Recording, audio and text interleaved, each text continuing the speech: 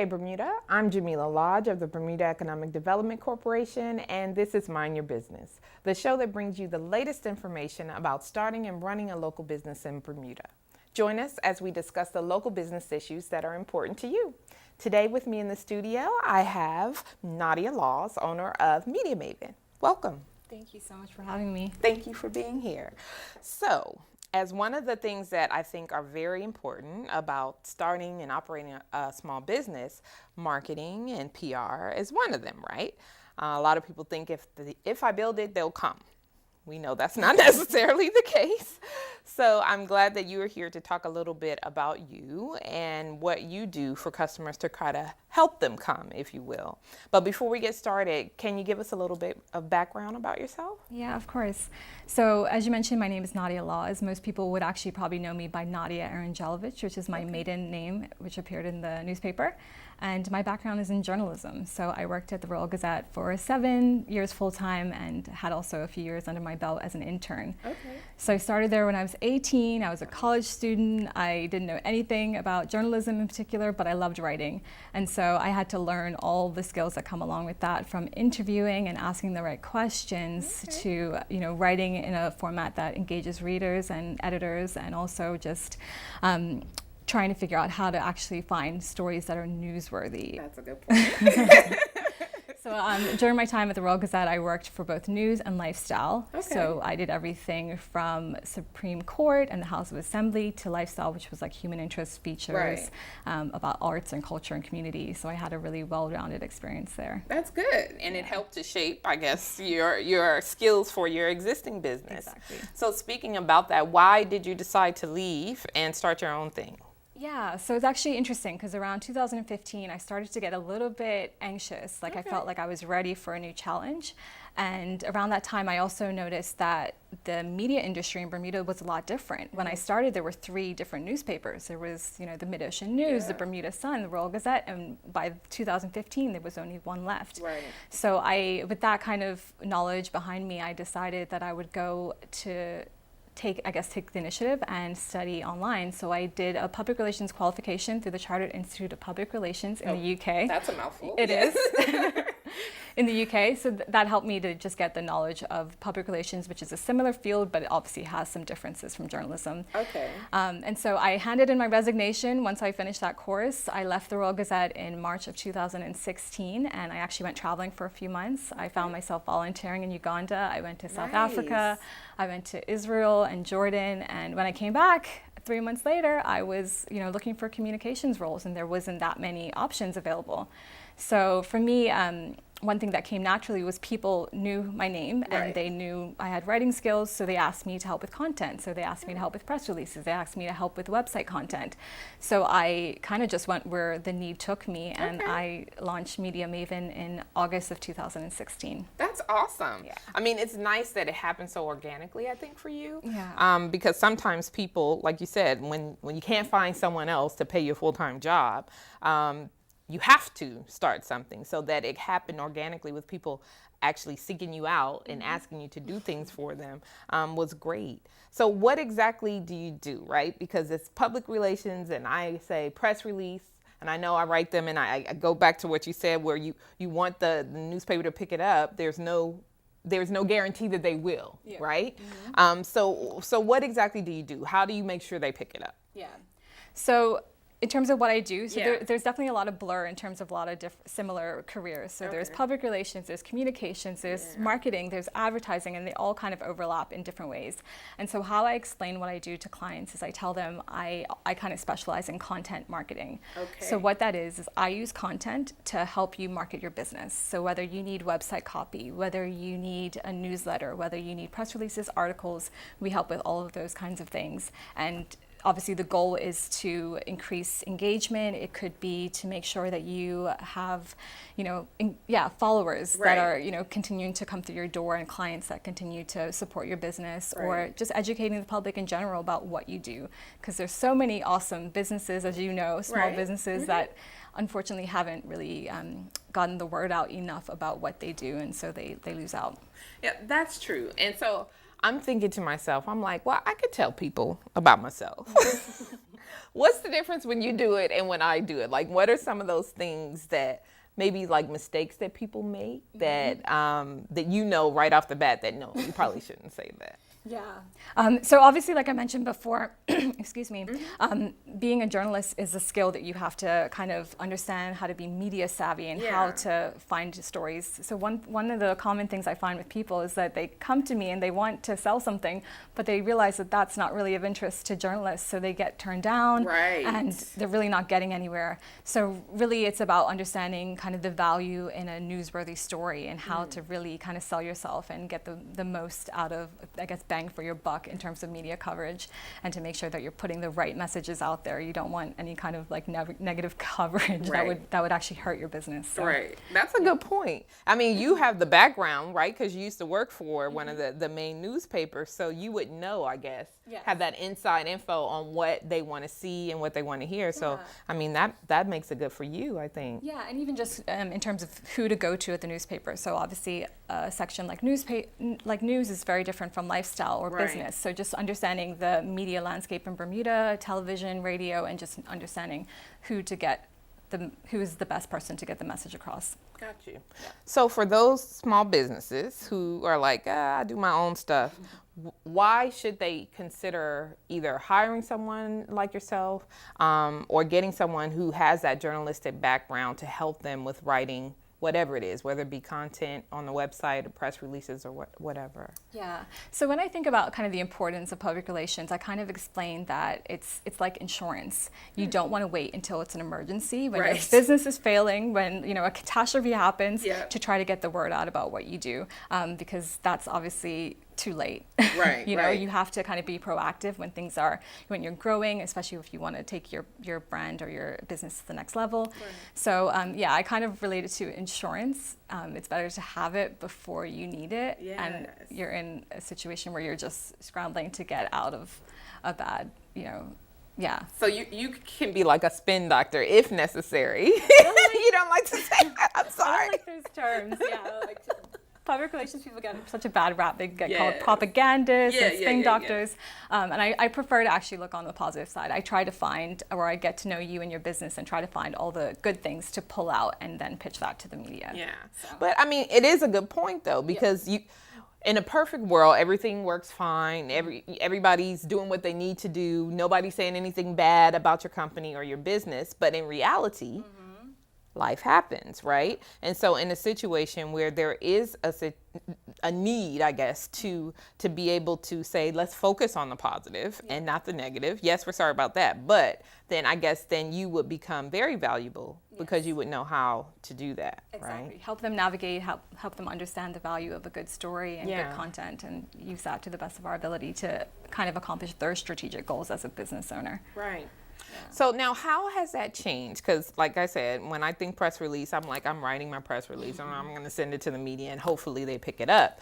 But now with, you have social media, you have online, you have digital marketing. Like how has your job changed from when you first started out? Yeah, so I've only been in the industry, public relations, for about a year. I've been in media for obviously much longer. Right. But social media has completely changed the game when it comes to public relations and communications. And it's both a good thing and sometimes a challenging thing.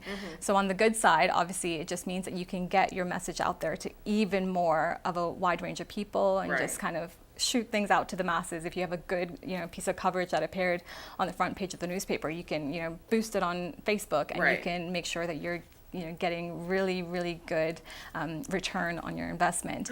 But then on the flip side, I feel like social media can also be a little bit damaging for some brands, because obviously, people can comment, people can say anything they want, and it's for public consumption now.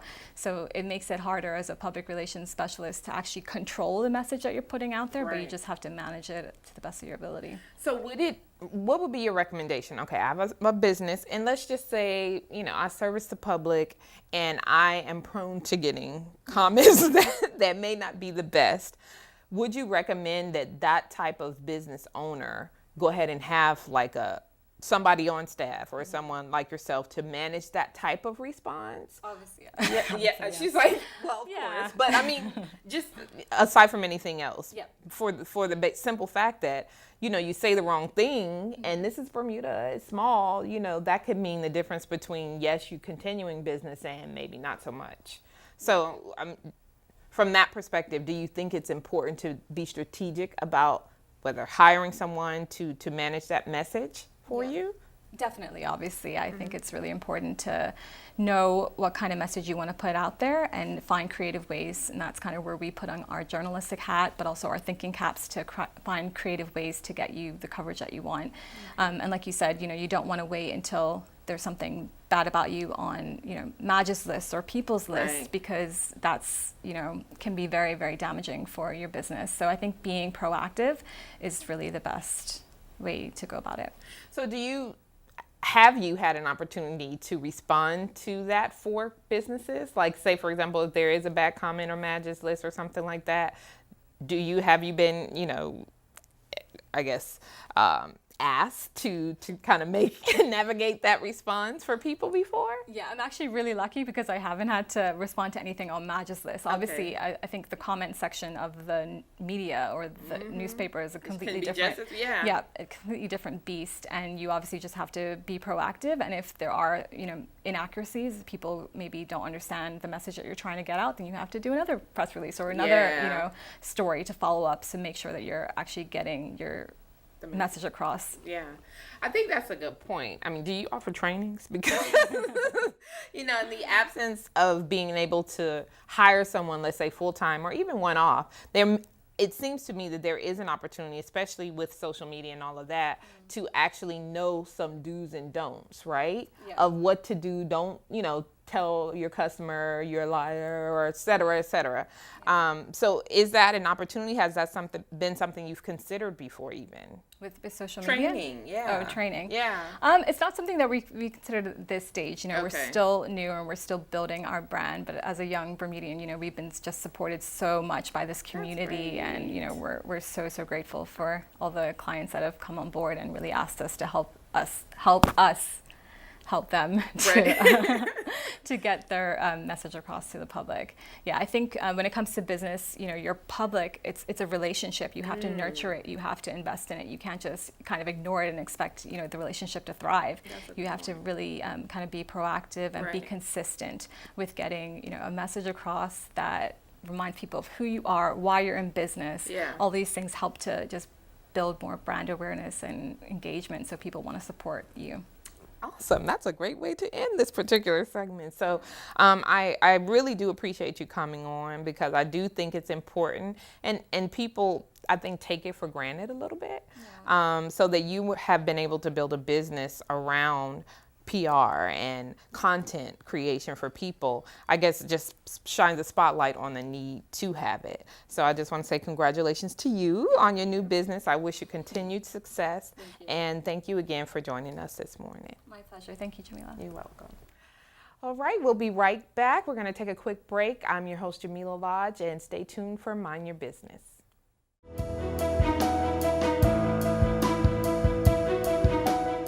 How do you get inspired? Join BEDC on Mind Your Business to find out how entrepreneurs get inspired to start up their businesses, whether online or brick and mortar. Be part of the startup movement that can help you to start up the next great business idea. Tune in weekly to Mind Your Business, because if you don't, who will?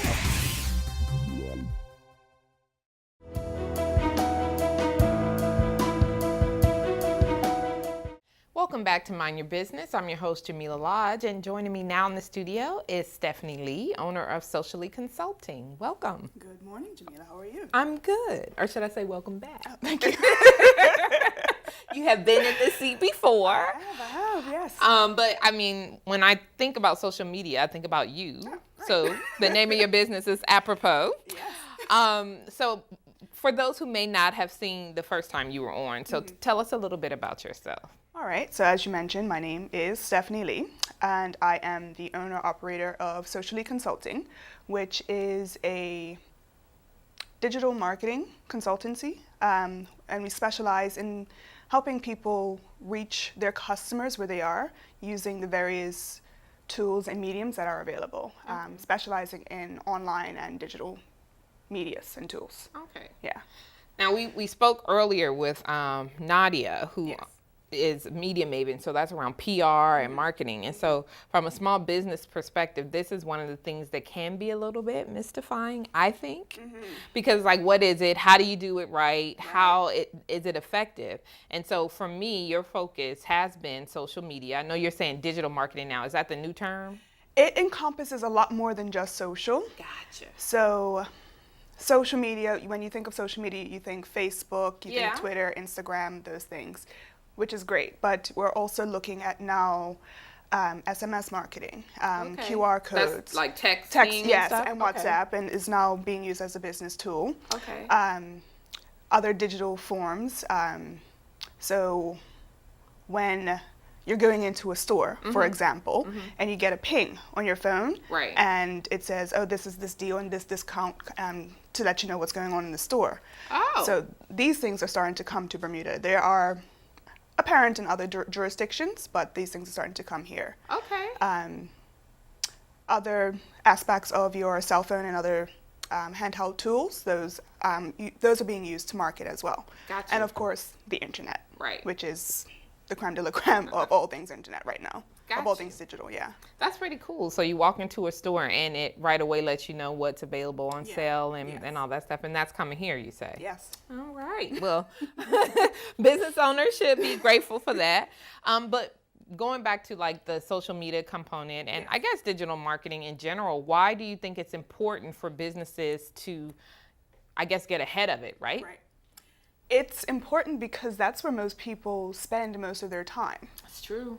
If you think about it, most people in Bermuda, and at the last survey, said that it was about 90% of Bermudian households have a computer. Right. Of that 90%, 95% have internet access. Okay. So you're looking at most of the population of this country. And if they don't have cell phones, or computers in their home, they have a cell phone. Right. So whichever way you look at it, you have to be using some sort of online digital media, digital tools to be able to reach your customers. Why?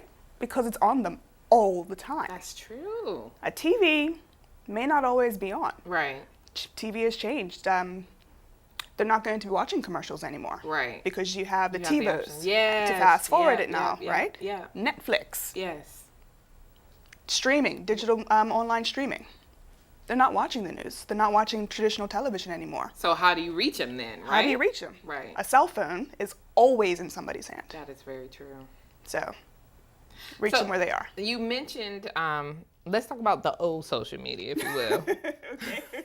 Can you imagine? It's old. It's old, yeah. But having said that, I'm going to say Facebook because I do think that while it could be considered the granddaddy in terms sure. of social media trends, Yeah, if you will, sure. we still use it in Bermuda. Yeah. It is probably not just Bermuda, but worldwide, still the #1 social media platform. Okay. Followed very closely by Instagram and Snapchat. Right. Twitter is still on the list. So globally. businesses are using Instagram and Snapchat. Businesses globally are using Instagram and Snapchat. In Bermuda, more Instagram over Snapchat. Right. Snapchat is more direct messaging, direct Okay. video messaging. So businesses are finding it difficult to use that tool as a platform to market simply because of how Snapchat is set up. Okay. So- because you make it and then it goes away, right? Am I getting that right? Well, nothing on the internet actually ever goes away. Tell people. But in essence, Right. it disappears. Okay. Yeah. So, apparently, I'm speaking on behalf of those businesses that are novices. Okay. How do you do that? Like, how do you determine which one is going to be right for your business, right? Research. And also knowing who your audience is. Not every platform is made the same. Right. Yeah. For example, TuneIn, which is a radio app, which Okay. which broadcasters locally and internationally do. They use this tool to broadcast their radio programming, Okay. right? My business Yes. would not work on TuneIn. Got you. So it's all about knowing which platforms do exist and which platform makes the most sense for your business. Well, okay, you're asking a lot, okay? Says the social media digital marketing expert, you're asking business owners who may have no idea, no clue. So researching means nothing. Like, I see it all, but I still haven't figured out which one. Then know your customer. Okay. Because not every customer is using every platform. Right. So for instance, medical health, Right. that sells medical supplies. Right. And a good chunk of their business comes from those who are in the hospital or seniors because Right. they need healthcare supplies. Okay. The senior population in Bermuda still reads the newspaper because they don't want to be on a computer. Right. They read magazines. I also know that Medical Health has a magazine. They may, if they are computer savvy, they will read Burn News or whatnot, and they will listen to the radio. Okay. And of course, they're still watching the 7 o'clock news. While that percentage is growing on Facebook usership, it's still not most of the population. Right. In terms of seniors. In terms of seniors. Right. So in that sense, while Medical Health, it's good for them to have a social presence, the majority of their target audience is still traditionally medias. Okay. Yeah. Okay, that can help. That can help. But I think, at the end of the day, like you said, technology is moving. There are things that are changing. There are all of these options out there. And it can be difficult for some small businesses to understand and wrap their mind around everything. So even though I know my customer, I know where to reach them, if I still am saying, okay, well, I want to move into this digital marketing, digital media phase, Right. how do I do that? Like, how do I navigate that process? Call someone like me. Okay. Okay. Because it takes time. Understanding digital media is not the same as understanding traditional media. Traditional media has been around for a very long time, and there are certain rules that are kind of set in stone at this point. Right. Digital media, online marketing, it's new. Everything changes fast. I got a message yesterday that Facebook had yet another update. Right. Who's surprised? Right. And I mean, it has to, right? It has to. It has to, because technology is changing so fast, how people interact and how people communicate, how people consume information. And because Facebook itself, as a tool, as a platform, there has been no template before it. Right. So it's literally for them been trial and error over the last 11, 12 years. Right. So as things and as technology changes, they have to change as well. Okay. So aside from hiring someone, if you just have no clue what you're doing, are there any tips or do's and don'ts you can give to business owners as they try and engage, right? I've made a Facebook page. I am going to get my brand out there. I'm going to get my message out there. But is there anything I should avoid doing? You should avoid trying to be like someone else. Okay. What does that mean? Basically meaning, particularly for small businesses, Okay. right? You may look at companies like Coca-Cola, right, that are global, massive, worldwide. Right. And their marketing team is an entire building. Right. Their social media team is an entire floor. Right.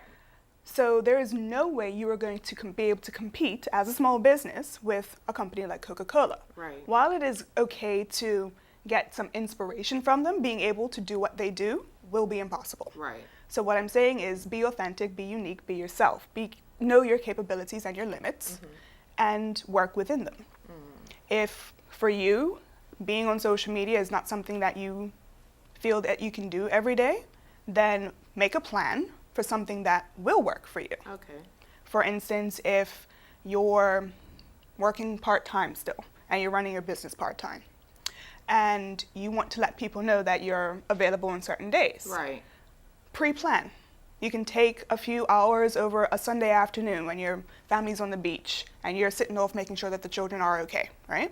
You can pre-plan what you're going to be doing for that week on your Sunday afternoon. Okay. So you have to balance it with your life. Right. You know? Yeah. Because a lot of times the small business owner or entrepreneur, they're doing everything, right? Exactly. They are the marketing department and the accounting department and the operations department. And HR and operations, and it's not an easy job. Right. I mean, you are in a similar situation. You're a small business as well. So you have to do all of this stuff that we're talking about for yourself as well. One of the things I wrote down that I think, stuck out in my head was the authenticity of it all. And how do you remain authentic, right? And why that's even necessary, why that's important. We don't want to look like copycats. Okay. So while in Bermuda, there are many people who are starting to branch off, wanting to do their own thing, follow their own dreams and their passions. For some people, that may have been into fashion or retail. Great. As we know, there's a lot of retail stores in this country, brick and mortar and online. Right. So you want to bring your own style, like how when you're bringing your own fashion, bringing in your own clothes, you want to bring that authenticity, your unique appeal, your unique personality to your audience. Because not everyone is going to like what you have, but you want to appeal to those who do. Same with your fashion. Yeah. I mean, I think that's a good point. And I think using social media, on a whole, it's about engaging, right? It is. So you're engaging with your customer, and you're hoping that they're going to buy from you. But I think the best way to do that is to be authentic, right? Because especially in Bermuda, right? Everybody knows everybody. Exactly. So I'd be like, girl, you are up to tricks on your page. You are representing yourself falsely. No. Exactly. Yeah. But I do think that that's a good point for people to keep in mind. Yeah. You know what I mean? Social media is another tool. It is another tool. And another way in which you can relate or engage with your potential customer to ultimately, do better business, make more money. Make some more money, ideally. Yeah. All right. Well, thank you for breaking it down for us a little bit. It's still an ongoing issue, right? As technology continues to change. I'm sure I'll be inviting you on here. Be like, help us out, Stephanie. Please. Break it down for us. But no, I really do appreciate you taking a little bit of your time to come out again and share how this works with us. Not a problem. All right. Thank you for joining us today on Mind Your Business. If you have questions, contact the BEDC at 292-5570 or email us at info@bedc.bm. And remember, if you don't mind your business, who will? I'm Jamila Lodge, and thanks for joining us.